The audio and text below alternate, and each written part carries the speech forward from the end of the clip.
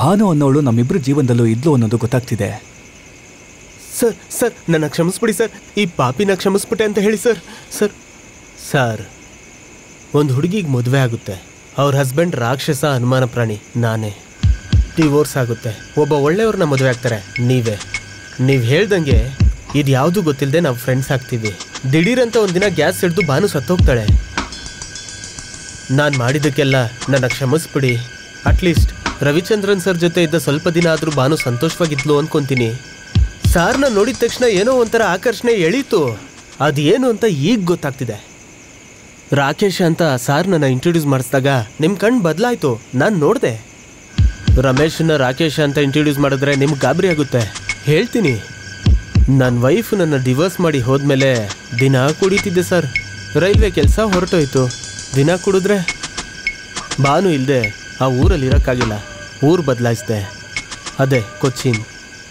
ರಮೇಶ ಅನ್ನೋ ಹೆಸರನ್ನು ನಾನು ಬದಲಾಯಿಸಿದೆ, ಅದೇ ರಾಕೇಶ್. ಹೋಗೋಣ ಬಾ ಸರ್.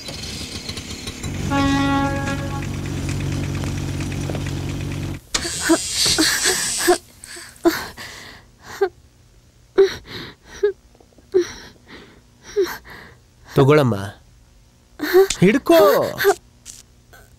ನಿನ್ನ ಅಸ್ತಿ ಯಾರಿಗಾದ್ರೂ ಸಿಗುತ್ತಾ ಈ ಅದೃಷ್ಟ? ನಿಮ್ಮಮ್ಮ ಕೊಟ್ರು.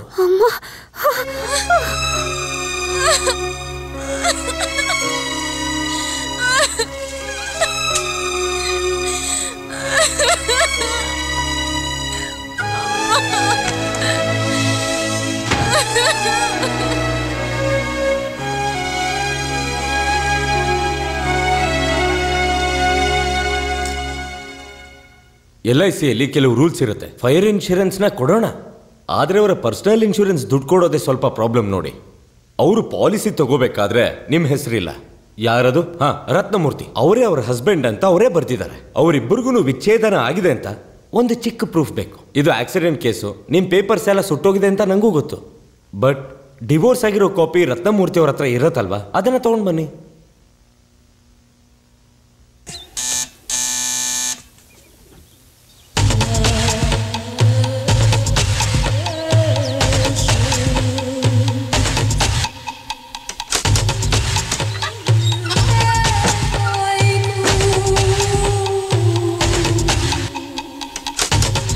ಬನ್ನಿ. ಒಂದು ಚಿಕ್ಕ ಹೆಲ್ಪ್. ಅದಕ್ಕಾಗಿ ಬಂದೆ. ನಿಮಗೆ ಮತ್ತು ಭಾನುಗೆ ಡಿವೋರ್ಸ್ ಆದಂಥ ಪೇಪರ್ಸ್ ಇನ್ಶೂರೆನ್ಸ್ಗಾಗಿ ಬೇಕಾಗಿದೆ. ಫೈರ್ ಆಕ್ಸಿಡೆಂಟ್ ಅಲ್ವಾ, ಭಾನು ಜೊತೆಗೆ ಆ ಡಿವೋರ್ಸ್ ಪೇಪರ್ ಸುಟ್ಟೋಯ್ತು. ಏನು ಸರ್, ಇದಕ್ಕೆ ಇಷ್ಟು ದೂರ ಬಂದ್ರಾ? ಕೂತ್ಕೊಳ್ಳಿ. ಡಿವೋರ್ಸ್ ಪೇಪರ್ ಏನು ಸರ್, ನೀವು ಕೇಳಿದ್ರೆ ಖಾಲಿ ಪೇಪರಲ್ಲೂ ಸೈನ್ ಮಾಡಿಕೊಡ್ತೀನಿ. ಒಂದು ಫೋನ್ ಮಾಡಿದರೆ ಸಾಕು, ಫ್ಯಾಕ್ಸ್ ಕಳಿಸ್ತಿದ್ದೆ. ಇದಕ್ಕೆ ಇಷ್ಟು ದೂರ ಬರಬೇಕಾ ನೀವು? ಭಾನು ಜೊತೆ ನಾನು ಕೊನೆಯದಾಗಿದ್ದಂಥ ಜಾಗ ಕೊಚ್ಚಿನ್.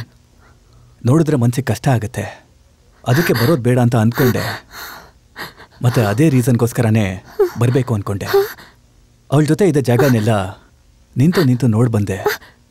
ನಾವಿದ್ದಂಥ ಹೋಟೆಲ್ಗೆ ಒಂದ್ಸಲ ಹೋಗಿ ಆ ರೂಮ್ನ ನೋಡಿದೆ.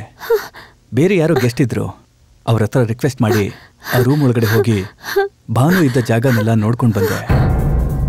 I really miss her, you know. I really do. Ravi! Ravi! Ravi! Ravi!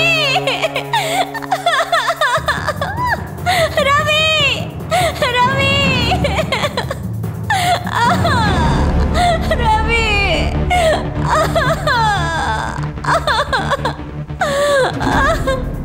ನೆನಪಿದೆಯಾ ಸರ್, ಈ ಹಿಂದೆ ಇಲ್ಲಿ ಬಾತ್ರೂಮ್ ಇತ್ತು, ಅದು ನೋಡ್ದಾಕಿ ಪೂಜೆ ರೂಮ್ ಮಾಡಿದ್ದೀನಿ. ವಾಸ್ತು ದಿಢೀರಂತ ನಾನು ದೇವರಿದ್ದಾರೆ ಅನ್ನೋ ಪಕ್ಷಕ್ಕೆ ಬದಲಾಗಿದ್ದೀನಿ. ನೀವು ನಂಬ್ತೀರ ತಾನೆ? 200%.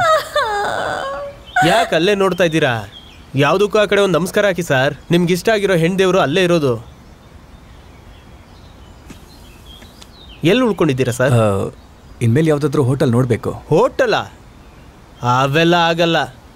ಇವತ್ತು ನೀವು ಇಲ್ಲಿ ನನ್ನ ಜೊತೆನೇ ಇರಬೇಕು, ಓಕೆ?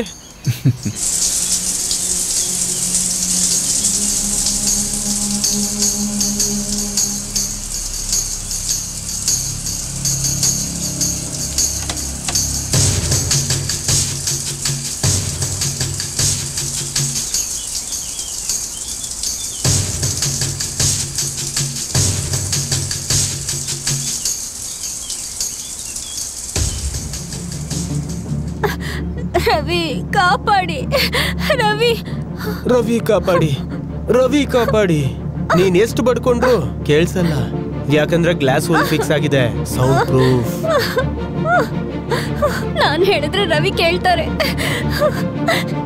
ಇದನ್ನೊಂದು ಕೆಟ್ಟ ಕನಸು ಅಂತ ಮರ್ತು ಬಿಡ್ತೀನಿ. ಪ್ಲೀಸ್ ನನ್ನ ಬಿಟ್ಬಿಡಿ. ನಾನು ಅವ್ರ ಜೊತೆ ಹೋಗ್ಬಿಡ್ತೀನಿ. ಪೊಲೀಸ್ಗೂ ಹೇಳೋದಿಲ್ಲ, ಬೇರೆ ಯಾರಿಗೂ ಹೇಳಲ್ಲ. ಪ್ಲೀಸ್ ಪ್ಲೀಸ್ ಪ್ಲೀಸ್ ನನ್ನ ಬಿಟ್ಬಿಡಿ. ಬಿಟ್ಬಿಡೋದಕ್ಕ ನಾನು ಇಷ್ಟು ದೂರ ನಿನ್ನ ಕಷ್ಟಪಟ್ಟು ತಕೊಂಬಂದೆ. ನಾನು ಯಮನ್ ತರ ತಗೊಂಡಿದ್ನ ವಾಪಸ್ ಕೊಡಲ್ಲ. ಅಂದ್ರೆ ಏನ್ ನಿಮ್ಮ ಐಡಿಯಾ? ನನ್ನ ಲೈಫ್ ಲಾಂಗ್ ಈ ತರ ಕೂಡ ಹಾಕಿ ಹೇಗ್ ಬದುಕ್ತೀರಾ ನೀವು? ಒಂದಲ್ಲ ಒಂದಿನ ಇಡೀ ಜಗತ್ತಿಗೆ ಗೊತ್ತಾಗುತ್ತೆ. ಕೆಳಗೆ ಸ್ನಾನ ಮಾಡ್ತಿರೋ ನಿನ್ ಗಂಡನ್ಗೆ ಗೊತ್ತಿಲ್ಲ ಹೆಂಡತಿ ಸತ್ತಿಲ್ಲ, ಜೀವಂತವಾಗೇ ಇದ್ದಾಳೆ ಅಂತ. ಈ ರೂಮ್ದು ಅಕೋಸ್ಟಿಕ್, ಸನ್ ಪ್ರೂಫ್, ಡಿಸೈನಿಂಗ್, ಎಕ್ಸಿಕ್ಯೂಷನ್ ಎಲ್ಲಾನು ನಂದೆ. ನಾನೇ ಕಾರಣಕರ್ತ, ನಾನೇ ಸೂತ್ರಧಾರಿ. ನಿನ್ ಗಂಡ ಉಸಿರಾಡಿರೋ ಗಾಳಿ ಕೂಡ ಇದ್ರೊಳಗ್ ಬರೋದಿಲ್ಲ ನನ್ನ ಅನುಮತಿ ಇಲ್ದೆ. ಆದ್ರೆ ಅವನ್ ಖರ್ಚೀಫ್ ಬೇಕಂದ್ರೆ ಬರ್ಬೋದು, ನಾನ್ ಅನ್ಕೊಂಡ್ರೆ ಬೇಕಾ? ಪ್ಲೀಸ್.